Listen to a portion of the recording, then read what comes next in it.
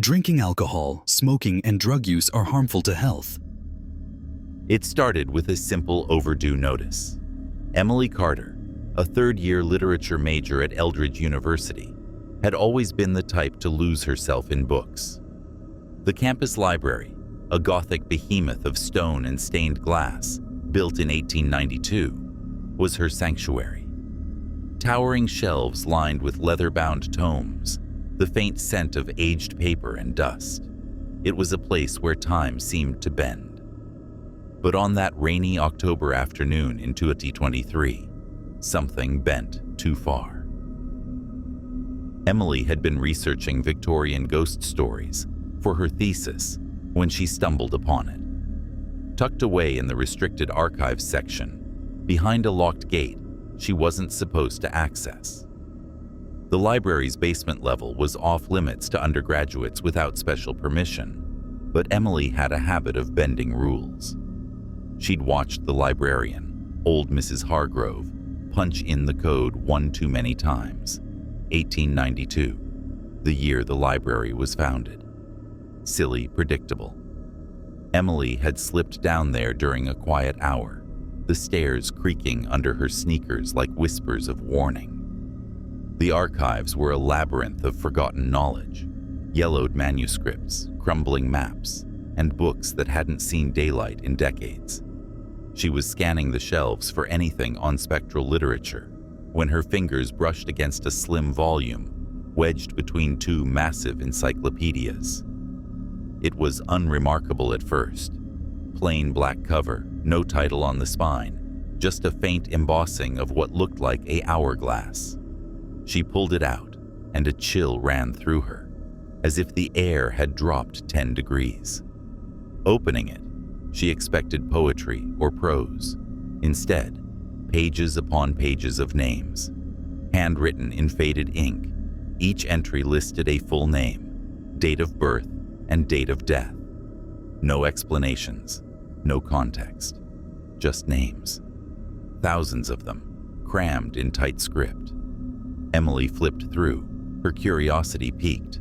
The dates spanned centuries, some from the 1700s, others as recent as last year.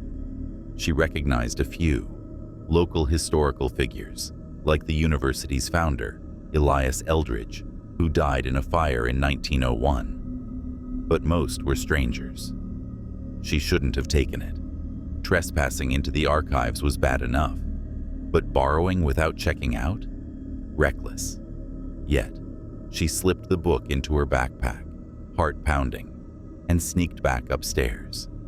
At the circulation desk, she scanned her student ID for a couple of legitimate books, but the black volume stayed hidden. No alarms blared.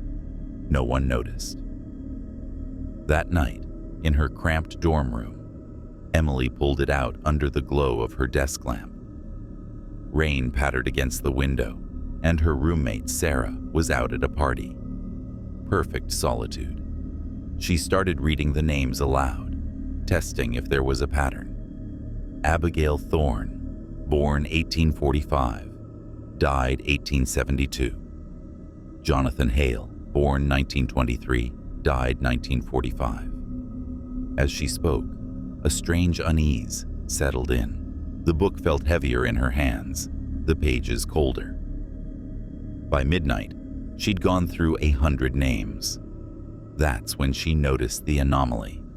On page 47, midway down, Emily Carter, born 2002, died. The death date was blank. Her name, her birth year. She stared, breath-catching. A prank? But how? The ink looked ancient, matching the rest.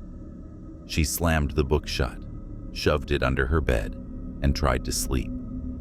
Dreams came fragmented, shadowy figures in library aisles, whispering names. The next morning, Emily returned to the library, determined to put it back. But when she approached the archives gate, Mrs. Hargrove was there, sorting returns. "Can I help you, dear?" Emily hesitated. I think I left something in the archives yesterday." Mrs. Hargrove's eyes narrowed. The archives are restricted. You shouldn't have been down there. I wasn't. I got permission from Professor Lang. A lie, but it slipped out. The librarian sighed. Well, be quick, and next time ask. Emily descended, the book in her bag. But when she reached the shelf, the spot was empty, as if it had always been. She slid the book back anyway, relief washing over her. Done. Forgotten. Except it wasn't. That afternoon, in her literature class, Professor Lang droned on about Poe. Emily's backpack felt oddly heavy. She unzipped it to grab her notebook and froze. The black book was there, nestled among her texts. Impossible. She'd left it behind. Hadn't she? Panic rising, she excused herself to the bathroom and flipped it open. Her name was still there. Death date, blank. But now, new entries appeared below it. Names she didn't recall seeing before. Sarah Jenkins, born 2003, died 2023. Sarah, her roommate, died this year?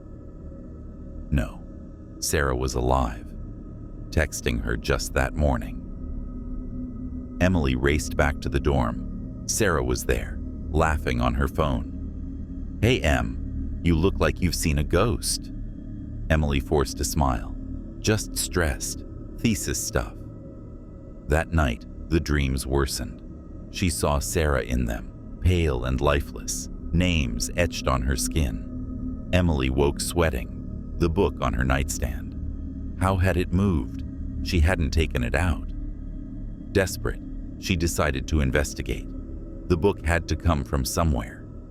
Eldridge University had a dark history. Rumors of a secret society in the 1800s. Rituals in the library basement. Maybe it was tied to that. But the archives weren't enough. She needed deeper access. The library had a sub-basement, sealed off since a collapse in the 1950s. Trespassing there could get her expelled, or worse. But the book, it was calling her, in a way she couldn't explain. She researched online. Nothing concrete. Old forum posts about haunted books at Eldridge, dismissed as urban legends. One thread mentioned a book of the departed, said to list the dead before they died. Bullshit, right? But her name was in it. By evening, resolve hardened. She waited until closing time, 11 p.m. The library emptied, lights dimmed. Mrs. Hargrove locked up, but Emily hid in a study carrel, heart hammering. Once alone, she crept to the basement stairs. The archive's gate code worked, but the sub-basement door was bolted, rusted. She jimmied it with a hairpin, trespassing elevated to breaking and entering. The sub-basement was a tomb. Cobwebs draped like veils, air thick with mildew, flashlight beams slicing through darkness. She navigated crumbling shelves, old crates, forgotten artifacts. Then, a wall of bricks, partially collapsed. Beyond, a chamber. She squeezed through, dust choking her. Inside, a ritual circle etched in the floor, candles melted to stubs. In the center, a pedestal, and on it, an identical black book. No, the book. But it was in her bag. She pulled hers out. They were the same. How? Approaching, she opened the one on the pedestal. Names, endless names. Her own, still blank death date. But now, Sarah's had a date. October 15th, 2023. Today, her phone buzzed. Sarah. Em, where are you? Party's lame coming home. No. Emily texted back. Stay there. Don't come back. Too late. A scream echoed from above. Impossible. But she heard it. Racing up, she burst into the dorm. Sarah lay on the floor, eyes wide, neck twisted unnaturally. Slipped on wet tiles from the rain? Accident. But the book knew. Police came, ruled it accidental. Emily didn't mention the book. Who would believe? Grief twisted into obsession. The book added more names, classmates, professors, all with future dates, all dying soon after. A heart attack here, a car crash there, always accidental. Emily tried destroying it, burning, tearing. It reappeared, unscathed. Others couldn't see it. When she showed Professor Lang, he frowned. What book? Your hands are empty. Only she could see it. Only she could read the names. Trespassing became her life. She broke into university records, seeking origins. Found blueprints. The sub-basement was a crypt for the secret society, the Keepers of the Veil.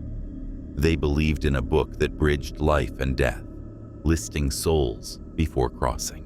One night, deeper trespass. The founder's mausoleum on campus grounds, fenced off.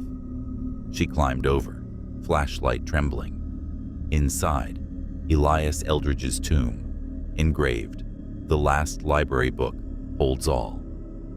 Prying open the sarcophagus, desecration now, she found bones and a journal. Elias's words. The book chooses its reader. It feeds on trespass, on forbidden knowledge. To end it, one must fill the blank. Her death date, Emily understood.